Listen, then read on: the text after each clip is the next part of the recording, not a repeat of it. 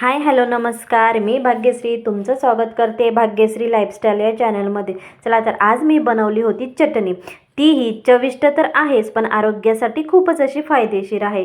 तर त्याच्यासाठी बघा मी चार प्रकार घेतलेले आहेत, पण चटणी मात्र एकच बनवलेली आहे. तर बघा जवस, तीळ, खुरचणी.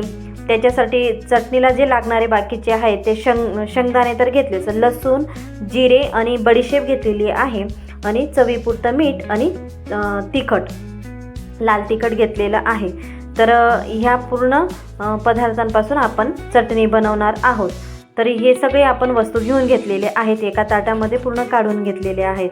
तर बघा नंतर मी गॅसवरती कढई ठेवून त्याच्यानंतर हे जे तीळ, जवस, खुरचणी आहे ते आपल्याला एकत्र भाजून घ्यायचे आहेत. तर त्याच्यासाठी जवस आणि तीळ, खुरचणी आपल्याला हे सगळं एकत्र भाजून घ्यायचे. तर हे सगळं पूर्ण जेवढेही वस्तू आहेत तेवढे एकत्र आपल्याला भाजून घ्यायचे आहेत. तर या चटणीचे फायदे असे भरपूर आहेत. आपल्याला आरोग्यासही खूप छान म्हणजे आरोग्य आपले व्यवस्थित छान ठेवण्यासाठी खूप चटणीचा फायदा आहे. तर आपल्या रोजच्या आहारात ही चटणी नक्कीच असली पाहिजे. तर आपल्याला बघा आपण वेगवेगळ्या चटण्या करून ठेवण्यापेक्षा तर आपण हे पूर्ण सगळे जिन्नस एकत्र करून एकच चटणी जर बनवली आणि ती डब्यात भरून ठेवली तर रोज जेवणाच्या वेळेस आपण ते खाऊ शकतो. आणि ते असं नाही की आपल्याला जेव्हाही भूक लागते तेव्हा आपण ते खाणार आहोत. तर ही चटणी जेवणाच्या वेळेस खाताना तोंडी लावायला वगैरे तर खूपच छान लागते. तर बघा त्याच्यात मी जवस आणि खुरचणी, तीळ हे टाकून घेतलं. त्याच्यानंतर थोडीशी बडीशेप आणि जिरे पण घेतलेले होते, ते पण तिथं टाकून दिले.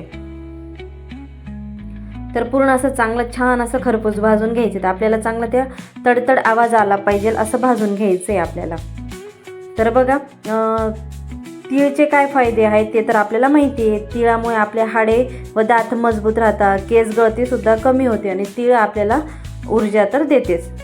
तसंच जवससुद्धा वजन नियंत्रणात राहते, वजन नियंत्रणात राहते जवसमुळे आणि पचनसुद्धा सुधारते. आणि खुरचणी ही रक्तातील कोलेस्ट्रॉल आपली कमी करते आणि जेवणात तर चव वाढवतेच आणि आरोग्यासही चांगले ठेवते. तर त्याच्यात आपल्याला थोडेसे लसूणसुद्धा टाकून घ्यायचे आहेत.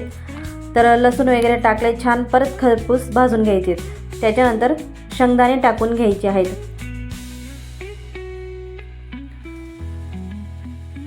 तर मस्त या पद्धतीने आपल्याला भाजून घ्यायचे.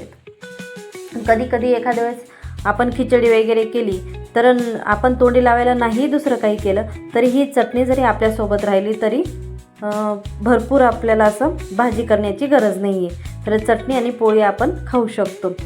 परत कुठं जर प्रवासाला बाहेर जायचं असेल तर त्यावेळेसुद्धा आपण ही चटणी घेऊन जाऊ शकतो बरोबर. तर बघा शेंगदाणेसुद्धा टाकले. तर शेंगदाण्यापासून आपल्याला प्रथिने भरपूर मिळतात. शिवाय ऊर्जाही वाढते आणि मेन म्हणजे आपली भूक नियंत्रणात ठेवण्याचं काम हे शेंगदाणे करतात. तर बघा या छान पद्धतीने असं आपल्याला मस्त भाजून घ्यायचं आहे आणि खायला तर खूपच टेस्टी लागते ही.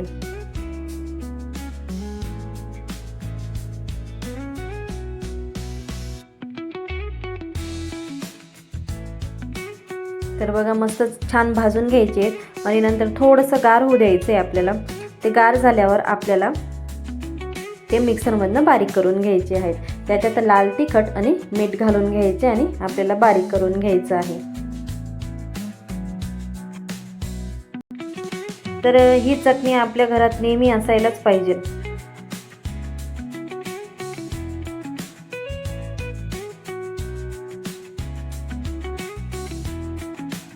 तर बघा आता मी छान भाजून झालं होतं खरपूस. तर मी एका ताटामध्ये काढून घेतली आणि छान असं गार होऊ दिले. गार झाल्यानंतर परत आपल्याला मिक्सरच्या भांड्यामध्ये ते पूर्ण जिन्नस काढून घ्यायची आहे आणि त्याच्यात आपल्याला लाल तिखट आणि चवीनुसार मीठ टाकून घ्यायचे. तर आपलं हे साधंच लाल तिखट आहे, फक्त मिरचीचं बारीक केलेलं. तर बघा या पद्धतीने आपण असं बारीक करून घ्यायची आहे. तर अशा या पद्धतीने आपली चटणी तयार होते. तर चला, तर आजचा व्हिडिओ तुम्हाला आवडला असेलच तर लाईक करा, शेअर करा आणि सबस्क्राईब करा. तोपर्यंत पुन्हा एकदा अशा नवीन रेसिपीसह एका नवीन व्हिडिओसह भेटूया. तोपर्यंत तुमची काळजी घ्या.